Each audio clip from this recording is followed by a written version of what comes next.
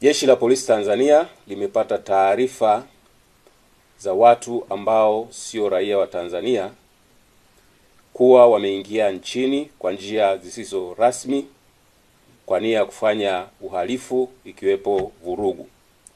Watu hao wanajifanya kuwa wanafanya shughuli mbalimbali ikiwepo bodaboda. Taarifa zinasema watu hao wapo katika mikoa ya Arusha, Dar es Salaam, Mbeya, Mwanza, Songwe na mikoa mingineyo.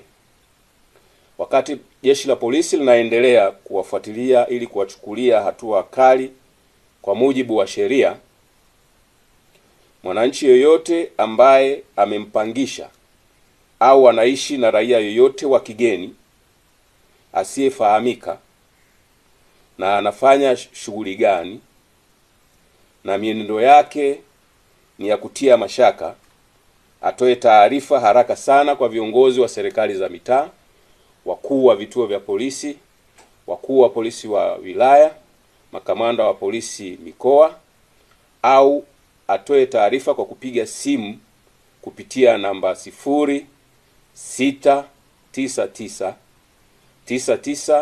0699998899.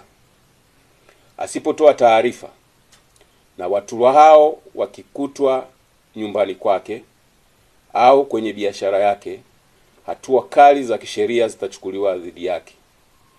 Jeshi la polisi linaendelea kuhakikishia wananchi kuwa kwa kushirikiana na vyombo vingine vya ulinzi na usalama vinaendelea kuhakikisha taifa letu linaendelea kuwa salama na lenye amani.